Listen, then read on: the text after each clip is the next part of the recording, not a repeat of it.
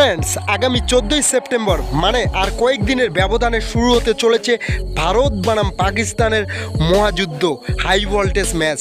আর এই ম্যাচের জন্য এইমাত্র MS ধোনি ভারতের প্লেইং 11 ঘোষণা করলো, মানে ভারতের 11 জন সিংহের ঘোষণা করলো। আর MS ধোনি শ্রেয়স আইয়ার আর মোহাম্মদ সিরাজকে নিয়ে এমন কিছু বলল যা শুনলে আপনি অবাক হয়ে যাবেন।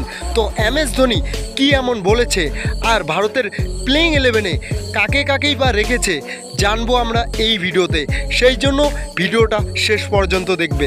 আর তার সাথে ক্রিকেট আপডেট পাওয়ার জন্য এই চ্যানেলটিকে সাবস্ক্রাইব করে রাখবেন। তো এবার আমরা শুনবো MS ধোনি কি বলেছেন আর তার প্লেইং 11-এ কাকে কাকেই বা রেখেছেন। তিনি বলেছেন, আর কয়েকদিনের ব্যবধানে শুরু হতে চলেছে ভারত বনাম পাকিস্তানের ম্যাচ 2025 এশিয়া কাপের।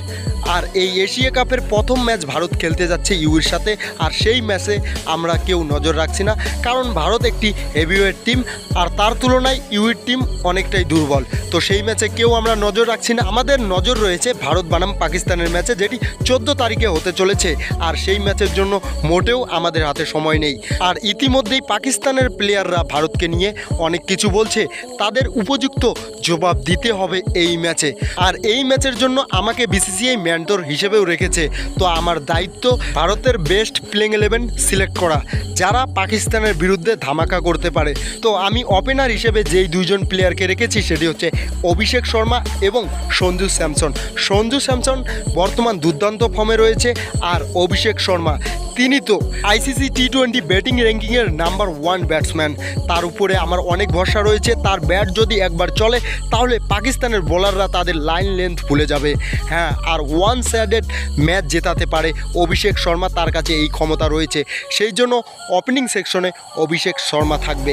তারপর আমি যদি মিডিল অর্ডার ব্যাটসম্যানের কথা বলি, তাহলে 3 নম্বরে রেখেছি বিরাট কোহলির রিপ্লেসমেন্ট শুভমান গিলকে, 4 নম্বরে তিলক বর্মা, 5 নম্বরে ক্যাপ্টেন সূর্যকুমার যাদব।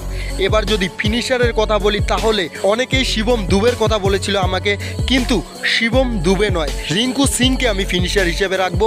আর রিঙ্কু সিং, তার কাছে আমি পটেনশিয়াল দেখেছি, তিনি আমার মতো করেই ম্যাচ ফিনিশ করেন। তার সাথে ফিনিশার হিসেবে থাকবে ব্যাটিং অলরাউন্ডার হার্দিক পান্ডিয়া, আর তাকে তো আমরা সবাই জানি যে তিনি কি করতে পারেন।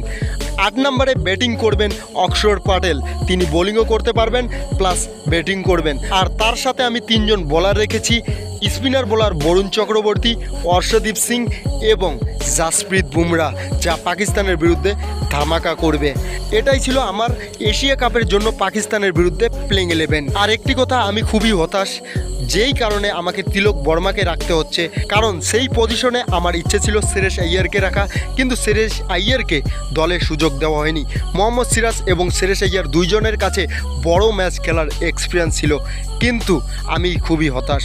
তো বন্ধুরা, আপনারা তো শুনলেন MS ধোনি এই কথা বলেছেন শ্রেয়স আইয়ারকে নিয়ে, আর ভারতের 11 জন সিংহ ঘোষণা করেছেন, যা পাকিস্তানের বিরুদ্ধে ধামাকা করতে চলেছে।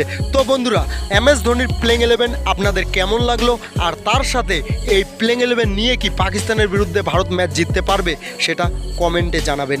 তো বন্ধুরা, এটাই ছিল ভিডিওটা ভালো লাগলে লাইক করো, সাবস্ক্রাইব করো এই ধরনের ক্রিকেট ভিডিও পাওয়ার জন্য। ধন্যবাদ।